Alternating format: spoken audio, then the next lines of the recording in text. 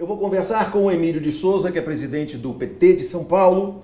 E a minha primeira pergunta, Emílio, seria a seguinte: o PT já sabe por que tantas pessoas aqui em São Paulo odeiam o PT? Paulo Henrique, esta não é uma pergunta fácil de responder, porque nós, ao longo dos últimos anos, dos governos do presidente Lula e da presidenta Dilma, provavelmente na história de São Paulo, nunca o governo federal tem investido tanto nesse estado quanto nós investimos. Em metrô, no Rodoanel, em habitação popular, sabe, em saneamento básico, em habitação, em programas sociais, quer dizer... Minha Casa Minha Vida. Minha Casa Minha Vida. Me permita dizer uma coisa, você sabe que a CDHU, que é a Companhia de Habitação do Governo do Estado, ela foi criada em 1986. O ano que vem, Paulo Henrique, ela faz 30 anos. Em 30 anos, 29 anos, ela produziu menos de 500 mil moradias nesse estado. Em 30 anos, menos de 500 mil. Nos 5 anos de existência do Minha Casa Minha Vida, no estado de São Paulo, foram mais de 600 mil unidades. Ou seja, nós temos uma... Eu acho que falta aqui diálogo, faltou ao PT e ao governo se apropriar e saber explicar ao povo de São Paulo o que nós fizemos por esse estado, né? E faltou disputar a opinião pública. Não é possível nós termos tantos jovens no ProUni e esses mesmos jovens do ProUni às vezes destilam, não compreendem a política que o PT criou para eles, sabe? Às vezes você tem tanta gente que teve oportunidade de emprego, desenvolvimento econômico. Quando você fala de crescimento econômico no Brasil nos últimos anos, toda vez que a economia cresce, ela cresce mais em São Paulo. Se gera mais emprego em São Paulo, sabe? Quando você fala que as exportações brasileiras quadruplicaram em 10 anos, você tá falando que você está movimentando a economia de São Paulo, porque 30% das exportações brasileiras saem pelo Porto de Santos. Claro. Então, evidente, eu acho que é falha nossa, e o pior, não é falha de não ter feito, é falha de ter feito e não ter conversado com as pessoas, explicado adequadamente o que foi feito. Como fica a posição do prefeito Fernando Haddad na campanha para reeleição? Diante desse quadro que se vê diuturnamente, sobretudo na imprensa, de ódio ao PT. Os ministros Alexandre Padilha, Guido Mantega não podem sair às ruas porque são vaiados, hostilizados, e há essas manifestações todas. Como você imagina que será a campanha de reeleição do Haddad? Olha, nenhuma campanha vai ser fácil porque as pessoas estão com ódio à política também. E dentro do ódio à política, um ódio particular ao PT que é alimentado pela mídia, sabe, essa tentativa, essa decisão de criminalizar a atividade política e principalmente a atividade do PT. Então muita gente não está prestando atenção no que é o governante, no que ele fez, no que ele significou, no que ele representa para a cidade, mas principalmente de que partido ele é, sabe? Então há uma certa cegueira nesse sentido e nós vamos precisar recompor.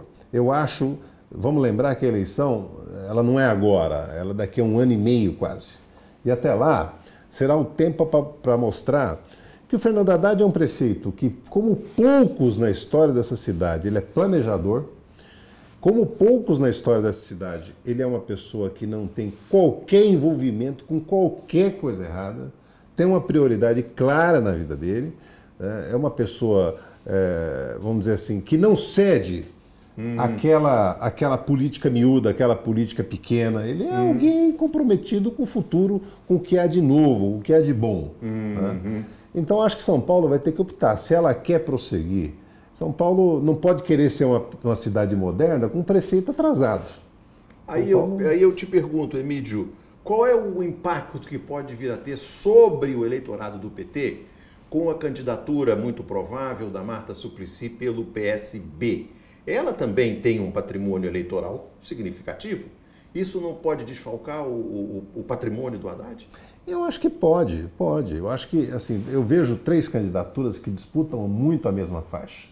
Tanto a da Marta, quanto a da Fernanda Haddad e a própria candidatura do Celso Russomano. Do Russomano. Porque conversa com a periferia, com outra faceta, com outro jeito, mas conversa com a periferia, com o morador, sabe, com essa classe média que emergiu nos últimos 10 anos.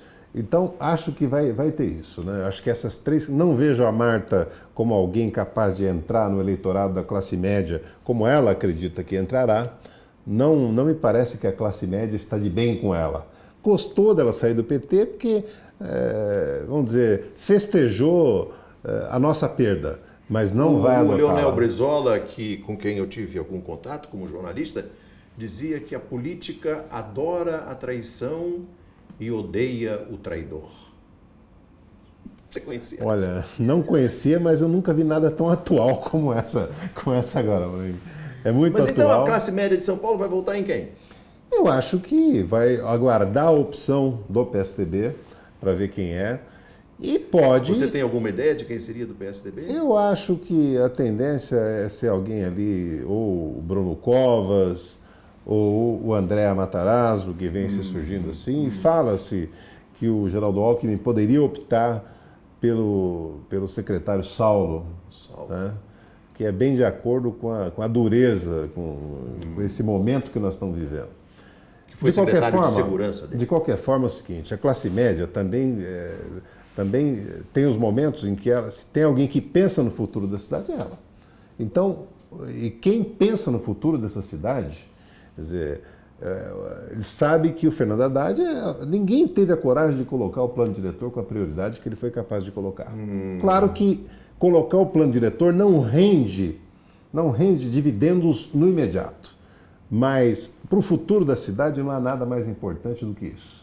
Sabe, tem enfrentado essa lógica da prioridade do automóvel e colocar transporte alternativo como uma coisa fundamental para o futuro de São Paulo, não é pouca coisa. As pessoas podem até não entender agora, mas essa coragem, São Paulo vai relembrar no momento certo. E eu espero que seja a tempo de reeleger o Fernando Haddad. Agora, Emídio de Souza, você é presidente do PT de São Paulo.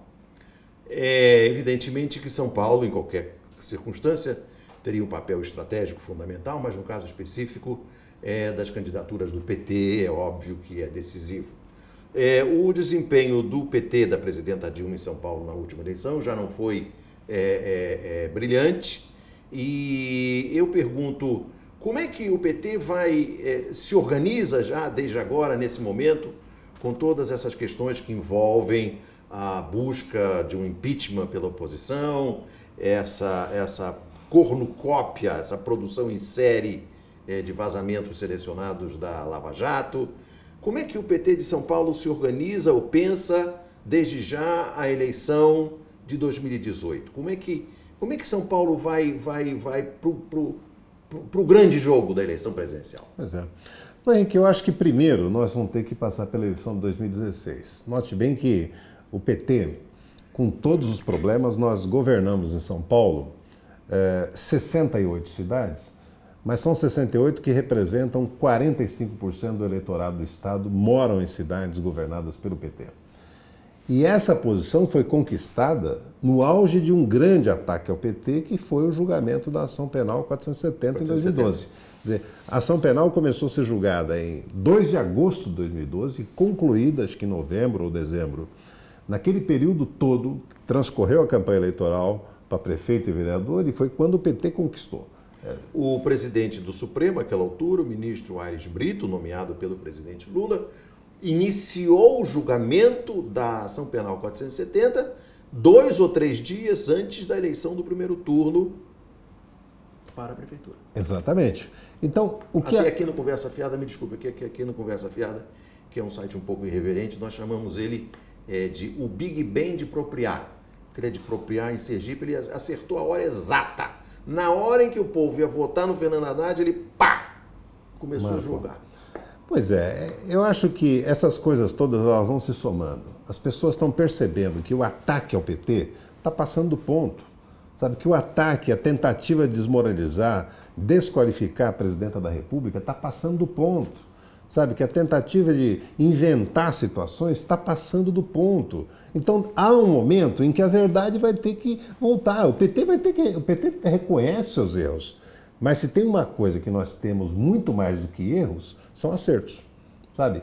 Isso está espelhado na quantidade de pessoas que tiveram acesso à casa própria, da quantidade, os milhões que tiveram acesso à universidade por conta do ProUni, do FIES, sabe? De gente que estuda no exterior hoje, brasileiros que estudam no exterior, com Ciências Sem Fronteiras. Quer dizer, então, nós não podemos jogar a bacia fora com a criança dentro, jogar água fora com a criança dentro.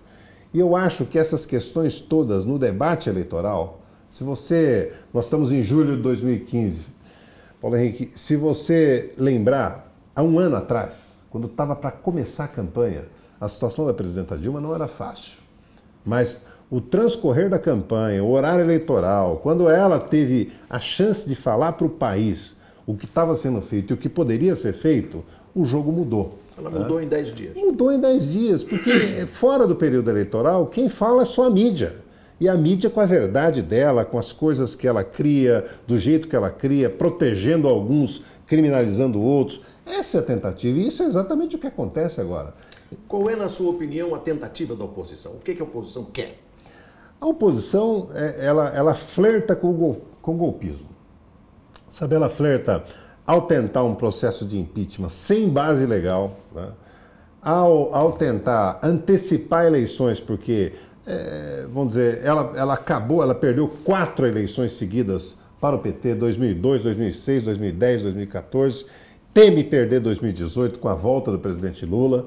Sabe? Isso então, é uma certeza? Absoluta. Na minha opinião, absoluta, né? Mesmo que ele não admita, todo mundo sabe que o Lula foi quem iniciou esse processo de levar o Brasil para cima.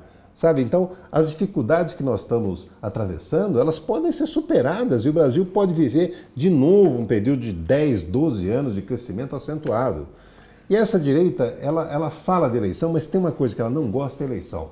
Principalmente quando ela perde, né? Ela conviveu muito bem os 21 anos sem democracia. Ah, sim. A democracia fez falta para nós, para democratas, para quem sofreu, trabalhador, pro trabalhador. Mas agora, para a direita, para a mídia, ela conviveu, ela estendeu o tapete vermelho para a ditadura em tudo quanto é canto, inclusive os órgãos de comunicação. Emílio, você diria que a oposição tem um plano para fazer o impeachment? Tem uma estratégia? Eu acho que tem uma estratégia. A estratégia dela, qual é? Eu acho que é a questão fiscal, as chamadas pedaladas fiscais que fizeram no governo deles, fizeram em todos, mas no da Dilma ela quer criminalizar, quer transformar isso numa das razões para o impeachment. E a outra é a tentativa de dizer que o poder econômico, especialmente recursos desviados da Petrobras, teriam sido utilizados na campanha dela, o que é uma aberração. Porque o ministro Edinho Silva, sabe, e ela mesma já disse com todas as letras, quer dizer, os recursos recebidos de empresas foram declarados, estão declarados no TSE, as contas aprovadas, eles querem reabrir tudo agora para dizer que no caso do PT, né, o empresário deu dinheiro para o PT, deu dinheiro para o PSDB e deu dinheiro até para outros. Mas só do PT que seria um dinheiro de origem criminosa. Ou seja, para um cidadão que tem um mínimo de consciência e que trabalha com um mínimo de isenção, sabe, essa é uma desculpa que não cola. Mas eu acho que é aí que eles vão pegar. Se aproveitando vamos dizer, de um momento de força dentro do Legislativo, né, de um momento de desarticulação do governo dentro do Legislativo, e se apegando nessas questões que são menores para tentar impedir a presidenta da República que conquistou o mandato legitimamente. Claro. Tem uma coisa que dá estabilidade para o país, ela saber assim, a democracia assim, a cada 4 anos tem eleição, sabe? E as eleições elas são exatamente para corrigir rumo. Não é você acha que a oposição quer fazer uma outra eleição? Ela quer fazer imediatamente, ela quer aproveitar o momento de desgaste, tirar a presidenta da República agora, e está espelhando... Mas aí tira o Temer também, porque foi eleito pelo mesmo dinheiro podre. Pois é, a ideia deles é exatamente essa, tira a Dilma, tira Temer e assumiu o Eduardo Cunha. E o Eduardo Cunha assume a presidência da República. Presidência da República. Ou depois de agora você imagina a maneira como ele tem conduzido os trabalhos na Câmara dos Deputados, você imagina esse poder amplificado para a presidência da República. Em que mãos? Sim, mas aí vai sair, segundo a lei, ele em 90 dias. Em 90 dias ele tem que convocar eleições. Tem que convocar, mas isso, você imagina o trauma que é o Brasil viver outra eleição. 6 meses depois, sob a presidência do Eduardo Cunha, sob a presidência que a qualquer momento pode receber uma tornozeleira eletrônica. Então, é uma situação que, assim, ó, é uma tentativa de intervir na normalidade democrática que eu acho que nós temos que rejeitar. Como? Sabe? Eu acho que os cidadãos hoje não se trata de ir para a rua quem é simpatizante do PT. Se trata de ir para a rua quem defende o regime democrático, sabe? Quem quer defender as instituições democráticas. Tem que reagir. Eu me espanta ver instituições como a OAB, sabe, com uma certa passividade. A OAB precisa assumir o papel que historicamente sempre teve, de guardiã da Constituição, sabe, de defesa da normalidade democrática. Então, o Brasil hoje dá a impressão que é o seguinte, ele vive uma situação de justiçamento, onde o justiceiro, mesmo que travestido de juiz, sabe, ele passa a conduzir todo o processo e as pessoas, parece que anestesiadas, vão aplaudindo. Aplaude a prisão sem provas, sabe? Aplaude a condenação de quem sem qualquer provas. O grampo ilegal dentro da cadeia. O grampo ilegal dentro da própria cadeia. Como é que pode? Feita por delegados da Polícia Federal, que é comandada por um ministro petista. Exatamente. Eu acho que o governo precisa reagir a esse tipo de coisa. Não é possível, sabe, que a Polícia Federal se utilize de instrumentos como esse, sabe, ela que é responsável pela segurança e pela normalidade de quem está preso, sabe, se utilizar de grampo para ali para descobrir, é uma coisa totalmente fora do processo democrático. O ministro da Justiça, Zé Eduardo Cardoso, deveria fazer? Ele deveria substituir comando da Polícia Federal nos estados onde isso aconteceu, porque isso não está na órbita do juiz. O comando da Polícia Federal é nomeado pelo governo. Se ele age de maneira ilegal, o governo tem que reagir. Não pode permitir esse tipo de coisa, porque isso não é bom para a democracia. Não é botar alguém afinado com o PT ou não. É afinado com a democracia e com a ordem legal. Alguém que não se utilize de expedientes escusos e extralegais para fazer esse tipo de investigação. No regime democrático, as investigações são feitas com instrumentos próprios. Não é com instrumentos inventados na hora, não é por isso que nós repudiamos tortura. Exatamente. Tortura, escuta ilegal, grampos, esse tipo de coisas são próprios das ditaduras. Os governos democráticos só agem assim com ordem judicial. Se não há ordem judicial... O ministro Armando Falcão mandava os presos do regime militar para a TV Globo. Hoje, os presos da Lava Jato são conduzidos também algemados para a TV Globo. Exatamente, quer dizer, tudo virou um espetáculo midiático. Sabe, as pessoas parece que... Você acaba de usar uma expressão do ministro Gilmar Mendes quando foi preso o banqueiro Daniel Dantas. Naquele tempo, ele naquela considerava, época, hoje... ele já... ainda não pronunciou essa frase. Mas o presidente Lula tem dito uma coisa que eu acho fundamental, Paulo Henrique, que é assim, a Operação Lava Jato, ela não pode paralisar o Brasil. Porque o Brasil não é a Lava Jato. O Brasil são milhões que nesse momento estão produzindo, estão trabalhando, são milhões de estudantes que estão nas universidades, são profissionais liberais que estão trabalhando, são aposentados que estão defendendo o seu direito, e o país está funcionando normalmente, com problemas como tantos outros. Sabe? Qual a economia que não enfrenta problemas hoje?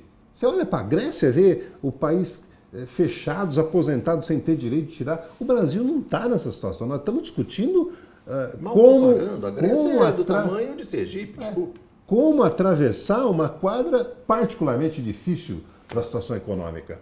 Agora, por conta disso, a Operação Lava Jato, tentar que ela paralise o país, tentar que as empresas, tentar que você não possa mais ter certeza, sabe, você criar uma insegurança jurídica no país, na relação das empresas, isso não é bom para a democracia. E não é bom para o país e não é bom para as pessoas. Muito obrigado. Foi um grande prazer. Obrigado a você, o prazer é meu.